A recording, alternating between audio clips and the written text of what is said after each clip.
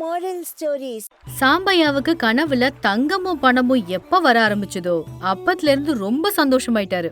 அவர் ஏதோ பெருசா சாதிச்சிட்ட மாதிரி ஊரெல்லாம் இத பத்தி சொல்லிக்கிட்டே தெரிஞ்சிட்டு இருந்தாரு சாம்பையா. இது எல்லாத்தையும் பாத்துட்டு இருந்த அவனோட மனைவி சாந்தி இவர் பண்றத பார்த்து தலையிலே அடிச்சுக்கிட்டா. அப்பப்பா, என்னங்க நீங்க சின்ன பிள்ளை மாதிரி ஏதோ பண்ணிட்டு இருக்கீங்க. பணமும் நகையும் வந்தது உங்களோட கனவுல, உங்களோட அறையில இல்ல. அடியே பைத்தியக்காரி, கனவுல நடந்தது நிஜத்திலயும் நடக்கும். நீ பாத்துக்கிட்டே இரு, நான் எவ்வளவு சம்பாதிக்க போறேன்னு. எனக்கு பண யோகம் வந்துருச்சு.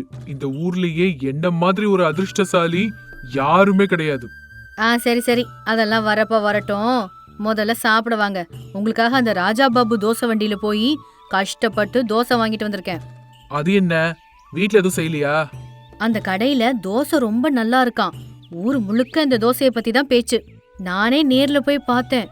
கூட்டம்னா அப்படி ஒரு கூட்டம். எல்லாரும் கியூல வரிசையில நின்னுட்டு எல்லாரும் தோசை சாப்பிட்டுட்டு இருந்தாங்க. சாந்தி இப்படி சொன்னதை கேட்டதும் இவர் தோசை சாப்பிடுறது கூட மறந்துட்டு நேர கிளம்பி ராஜா பாபுவோட தோசை வண்டி முன்னாடி போய் நின்னாரு. அங்க இருந்த கூட்டத்தை பார்த்து அப்படியே ஆச்சரியப்பட்டாரு சாம்பையா. அடேங்கப்பா அடேங்கப்பா, இவ்ளோ கூட்டம் இங்க வந்து நிக்குது. சொந்த ஊர்லயே இவ்ளோ மக்கள் இந்த தோசை வண்டி கடையில வந்து தோசை சாப்பிடுறாங்களா? இப்படி எல்லாத்தையும் கவனிச்சுட்டு ராஜா பாபுவை பாக்குறதுக்கு போனாரு. ரொம்ப மும்முரமா வேலை பார்த்துட்டு இருந்த ராஜா பாபு, என்னப்பா தோசை சாப்பிடுறதுக்காக வந்தியா? அதெல்லாம் இல்ல, கத்தி எடுத்துட்டு சண்டை போடுறதுக்காக வந்தேன். அது என்னப்பா, முகம்லாம் நல்ல பளபளன்னு இருக்கு.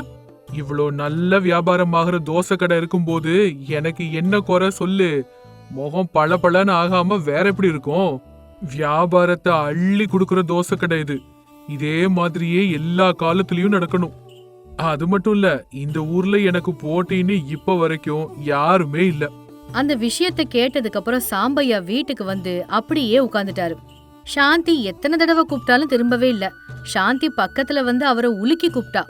என்னங்க என்னங்க என்னங்க இது, ஏதோ மந்திரிச்சு விட்ட மாதிரி அப்படியே உட்கார்ந்துருக்கீங்க.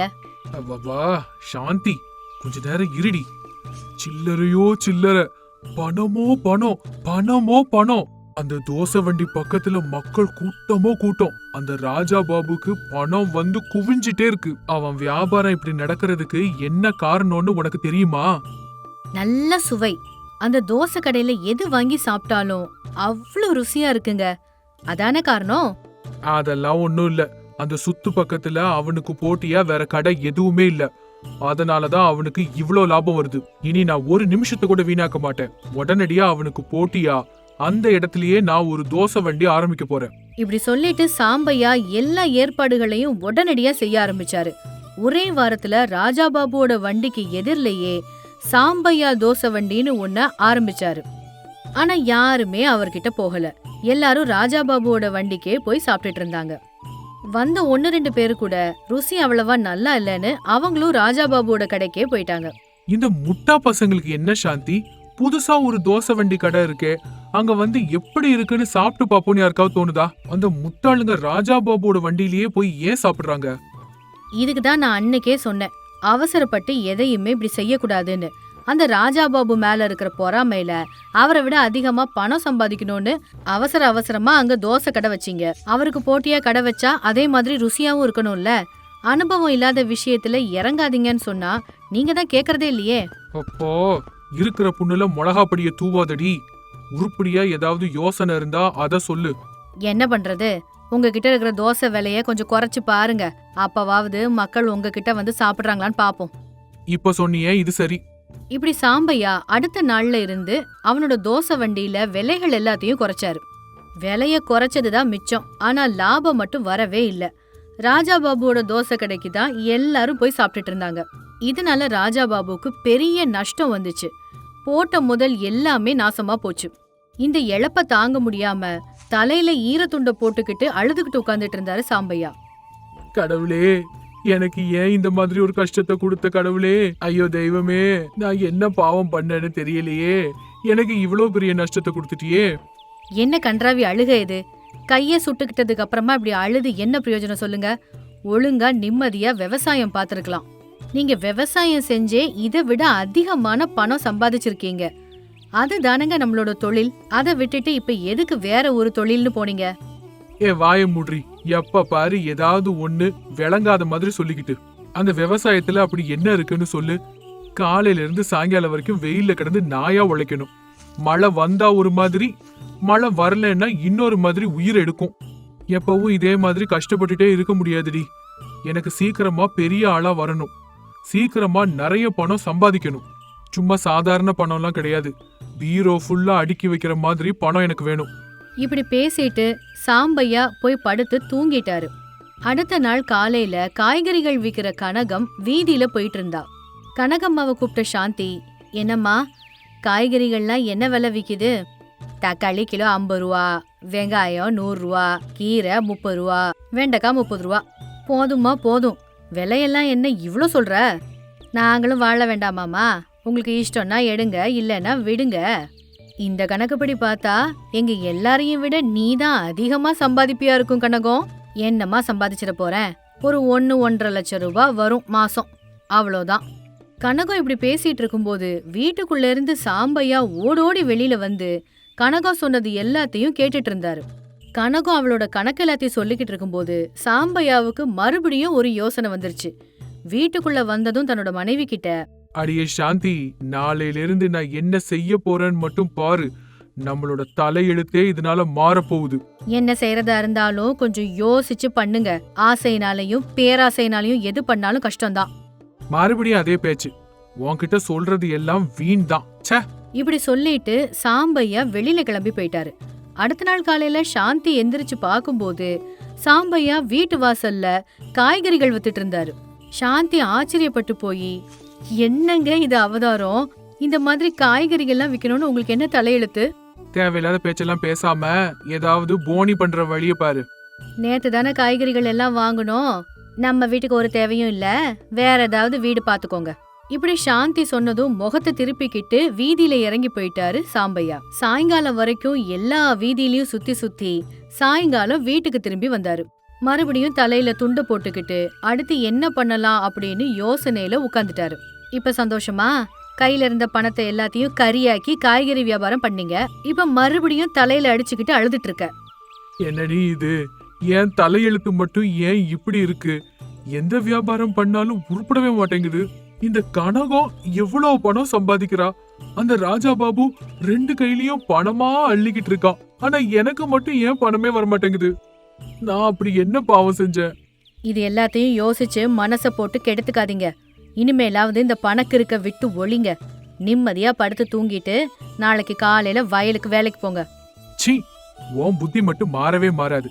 ஒவ்வொரு புருஷனோட தோல்விக்கு பின்னாடியும் ஒரு பொண்டாட்டி கண்டிப்பா இருப்பான்னு சொல்லுவாங்க. அதை நீயும் நிரூபிச்சுட்ட.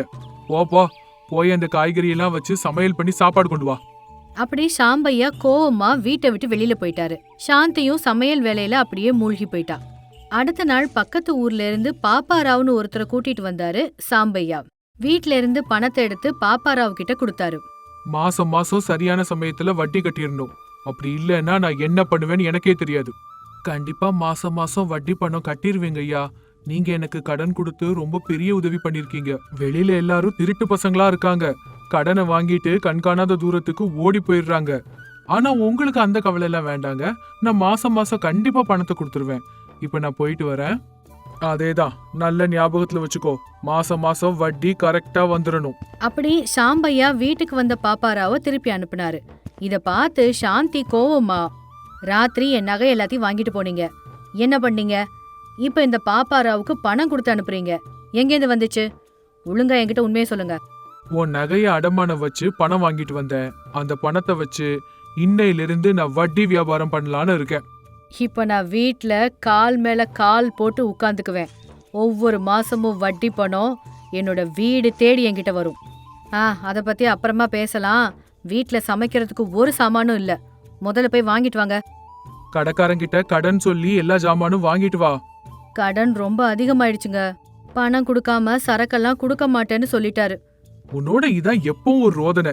ஏதாவது ஒண்ணு நை நைன்னு சொல்லிக்கிட்டு. இப்படி சாம்பையா கோவப்பட்டுட்டு வீட்டை விட்டு வெளியில போயிட்டாரு. அவர் போனதுக்கு அப்புறம் சாந்தி ரொம்ப கவலைப்பட்டு அழுதா. இப்படியே நாட்களும் கடந்து போச்சு. வட்டி பணம் எடுத்துட்டு வர வேண்டிய பாப்பாராவ் வரவே இல்ல. அவர் வீட்டுக்கு போய் பார்த்தா வீடு பூட்டு போட்டு பூட்டி இருந்துச்சு. சுத்து பக்கத்துல இருந்தவங்க எல்லாம் பாப்பாராவ் பணத்தை எடுத்துட்டு ஓடி போயிட்டாருன்னு சொன்னாங்க. அத கேட்டதும் சாம்பையாவோட மனசுல வெடியே வெடிச்சுது. பாவம் வீட்டுக்கு வந்து கவலை தாங்காம ஒரேடியா அழுதாரு. நான் தான் முன்னாடியே சொன்னலங்க, உங்களுக்கு எந்த வியாபாரமும் சரிப்பட்டு வராதுன்னு. மனைவியோட பேச்ச கேட்டவங்க யாரும் கெட்டு போனதா சரித்திரமே கிடையாது. நான் உங்க நல்லதுக்காக தானங்க சொன்னேன். இப்ப ஊர் மொத்தமும் கடன் ஆயிடுச்சு. தோசை வண்டி வைக்கிறேன்னு கையில இருக்கிற காசு எல்லாம் செலவு பண்ணீங்க. காய்கறி வியாபாரம் பண்ணேன்னு எல்லா காசையும் கரியாக்குனீங்க. வட்டி வியாபாரம் பண்ணேன்னு இப்ப மொத்தத்தையும் இழந்தாச்சு. இனிமேலாவது மாறுங்க. சாந்தி, தப்பு பண்ணிட்டேம்மா. நான் பண்ணின தப்புனால இப்ப நீயும் என் கூட சேர்ந்து தண்டனை அனுபவிக்கிற. மன்னிச்சிடு சாந்தி, என்ன மன்னிச்சிடு. இப்ப செத்து போறதை தவிர எனக்கு வேற வழி இல்ல. அந்த பேச்சு எதுக்குங்க பேசுறீங்க? வாழ்க்கை இப்படியே முடிஞ்சிடலையே. இன்னும் நம்ம பார்க்க வேண்டியது நிறைய இருக்கு. இது வரைக்கும் நம்ம பட்டதெல்லாம் நம்ம ஒரு பாடமா எடுத்துக்கலாம். அதுல இருந்து நம்ம பாடம் கத்துக்கிட்டு முன்னேறி போகலாம். பணத்து மேல இருந்த ஆசையால, பொறாமையினால, துவேஷத்தினால இருந்த எனக்கு அந்த கடவுள் சரியான பாடம் சொல்லி கொடுத்துட்டாருமா. இனிமே அந்த தப்பு நான் செய்ய மாட்டேன். நீ சொன்ன மாதிரியே எனக்கு என்ன வேலை வருமோ அதை நான் செய்யறேன். மறுபடியும் நம்ம விவசாயமே பண்ணலாம். பணத்து மேல பேராசையோடு என்ன பண்ணினாலும் அந்த வியாபாரம் நல்லபடியா வராது. மனுஷங்க மேல துவேஷம் இருந்துச்சுன்னா அது யாரையும் மதிக்கவும் விடாது. இப்பதான் நீங்க கொஞ்சம் நல்ல விஷயம் சொல்லிருக்கீங்க. எல்லார்கிட்டயும் எதையாவது சொல்லி பேசி பாப்போம். கடன் கொடுத்தவங்க கிட்ட இன்னும் கொஞ்ச நாள் கேட்போம்.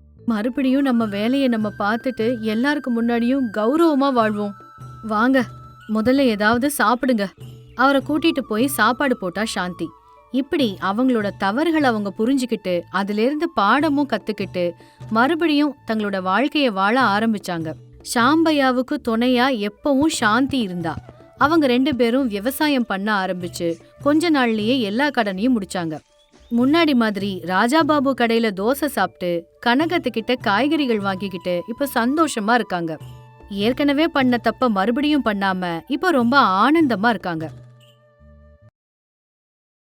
ராமாபுரம் அப்படிங்கிற கிராமத்துல சாரதா அப்புறம் ராஜா அப்படிங்கிற அம்மா பையன் வசிச்சு வந்தாங்க. சாரதாக்கு எப்பவுமே அவங்க சொல்றதுதான் கேட்கணும்னு நினைப்பாங்க. சாரதாக்கு சந்தேகம் அதிகம். எல்லாத்தையும் சந்தேகத்தோடயே தான் பாப்பாங்க. எந்த ஒரு காரியத்தை செஞ்சாலும் எல்லாத்தையும் தாங்கிட்ட சொல்லிட்டு தான் செய்யணும் அப்படின்னு எதிர்பார்ப்பாங்க. டேய், நேத்து நீ வரும்போது மணி 10:30. எதுக்கு அவ்வளோ தாமதமா வந்த? நிலத்துல கொஞ்சம் வேலை இருந்துச்சுமா, அதனாலதான் நேரம் ஆயிடுச்சு. கூலி ஆட்களுக்கெல்லாம் கணக்கு சரி பார்க்கறதுக்கு நேரம் ஆயிடுச்சு. அப்படியா? வேலை முடிய எவ்வளவு நேரம் ஆச்சு? அது ஒரு 9:30 மணி இருக்கும். 9:30 மணிக்கே முடிஞ்சிருச்சா? அப்ப வீட்டுக்கு வர்றதுக்கு 1/2 மணி நேரம். 10 மணிக்கே நீ வந்திருக்கணுமே. இன்னொரு 1/2 மணி நேரம் எங்க போன? அது என் நண்பன் கிஷோர் இருக்கான்லம்மா, அவனோட வண்டி கொஞ்சம் பழுதாயிடுச்சு. அவனை வீட்டுக்கு அனுப்பி வச்சேன். அதுல கொஞ்சம் தாமதம் ஆயிடுச்சு. சரி, அதுக்கு 20 நிமிஷம் ஆச்சுன்னு வச்சுக்கலாமே. மீதி 10 நிமிஷம் என்ன பண்ணிட்டு இருந்த? இப்படி கொஞ்சம் கூட மனசாட்சியே இல்லாம சந்தேகப்பட்டா. இதுக்கு ராஜாவுக்கு என்ன சொல்றதுன்னே தெரியல. அதனால அவன் எதுவும் பேசாம அமைதியாயிட்டான். 10 நிமிஷம் என்ன பண்ணன்னு கேட்டா பேசாம நிக்கிற. எங்கேயாவது போய் குடிச்சியா இல்லன்னா சீட்டாடுனியா? இப்படி கேள்வி மேல கேள்வியா கேட்டுட்டு இருந்தா சாரதா. ராஜாவுக்கு என்ன சொல்றதுன்னு தெரியாம திக்கு முக்காடி போய் நின்னான். இப்படிதான் அம்மா கிட்டயே ரொம்ப கஷ்டப்பட்டு வாழ்ந்துட்டு இருந்தான் ராஜா. கொஞ்ச நாட்களுக்கு அப்புறம் ராஜாக்கு பக்கத்து ஊர்ல இருந்த கௌதமி கூட கல்யாணம் ஆச்சு. கௌதமி ரொம்ப புத்திசாலியான பொண்ணு. கௌதமியும் ராஜாவும் கொஞ்ச நாட்கள் ரொம்ப ரொம்ப சந்தோஷமா வாழ்ந்துட்டு இருந்தாங்க. ஒரு நாள் அவங்க 2 பேரும் அப்படியே வெளியில போய் ஊரை சுத்தி பார்த்துட்டு வரலான்னு முடிவு பண்ணாங்க. உடனே 2 பேரும் சாரதம்மா கிட்ட போய் கேட்டாங்க. என்னடா 2 பேரும் திடீர்னு என் முன்னாடி வந்து நிக்கிறீங்க? என்ன விஷயம்? அம்மா, அது வந்து உன்னோட மருமக அப்படியே வெளியில போலாமான்னு கேட்டாமா. நீ ஒத்துக்கிட்டாதான். அப்படி ரொம்ப தயங்கி தயங்கி கேட்டான். சாரதா அவங்க 2 பேரையும் ஒரு நிமிஷம் பார்த்தா. அவங்க 2 பேரும் கூட பயந்தபடியே சாரதாவையே பார்த்துட்டு நின்னுட்டு இருந்தாங்க. சரிடா, போயிட்டு வாங்களேன், இதுல என்ன இருக்கு? அப்படி சிரிச்சுக்கிட்டே சொன்ன உடனே 2 பேரும் ரொம்ப சந்தோஷப்பட்டாங்க. 2 பேரும் ஊருக்குள்ள அங்க இங்கன்னு தெரிஞ்சு ஊரெல்லாம் சுத்தி பார்த்தாங்க. ராஜா கௌதமிக்கு அந்த ஊரை சுத்தி காட்டினான். கௌதமி, இதோ தெரியுது பாரு, இது எல்லாமே நம்மளோட வயல் தான். அதுக்கப்புறம் அதுவும் அங்க ரைஸ் மில் தெரியுது பாரு, அந்த ரைஸ் மில்ல நம்மளும் ஒரு பங்குதாரர் தான். இப்படி இவங்கள பத்தியும் இவங்களோட ஆஸ்திகளை பத்தியும் சொல்லிட்டு இருந்தான். ஆ, அதோ தூரமா ஒரு ஆலமரம் தெரியுது பாத்தியா? அத நட்டு வச்சது எங்க தாத்தா தானா. இப்படி சொல்லிட்டு இருந்தான். ஏங்க, உங்ககிட்ட நான் ஒரு விஷயம் கேட்கலாமா? என்னம்மா? அது வந்து, நீங்க ஏன் உங்க அம்மா முன்னாடி இவ்ளோ பயப்படுறீங்க?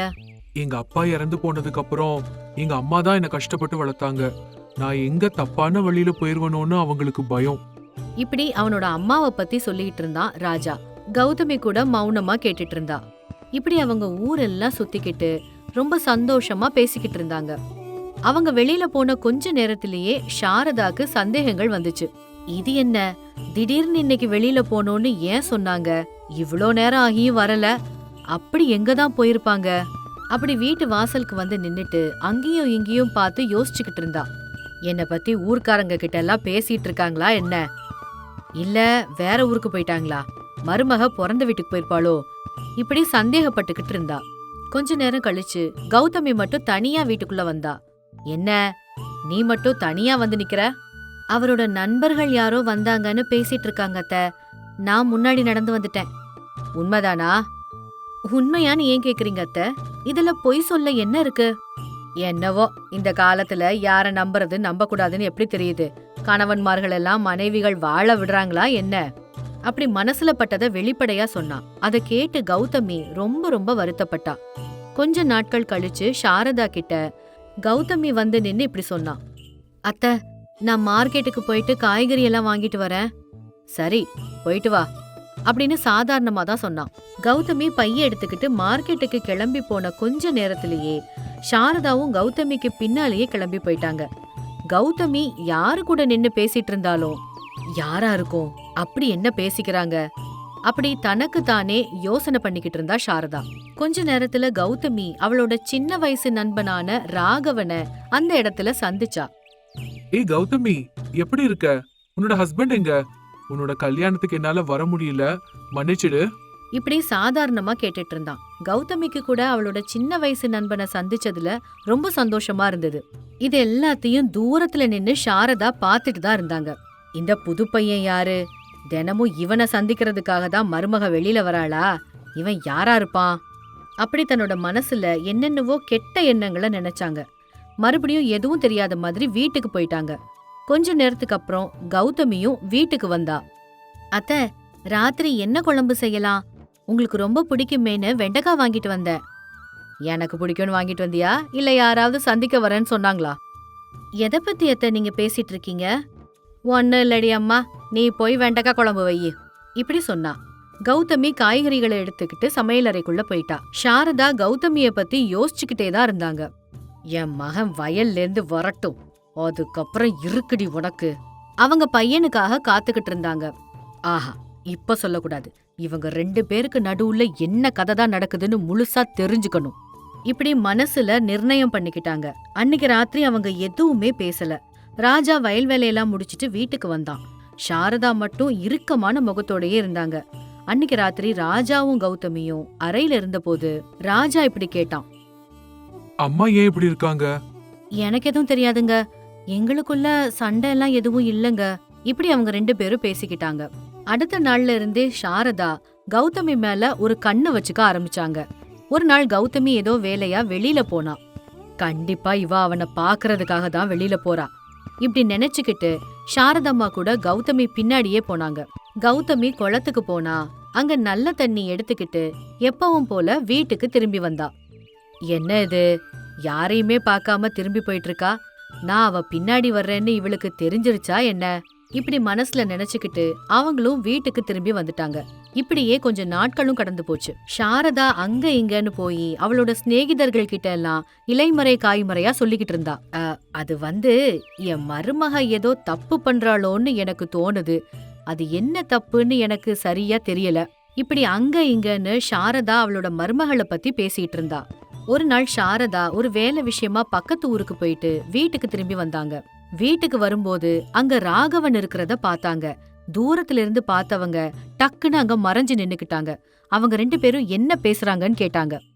இந்த பையன் முன்னாடி பார்த்த பையன் மாதிரி இருக்கே அப்படி மனசுல நினைச்சா.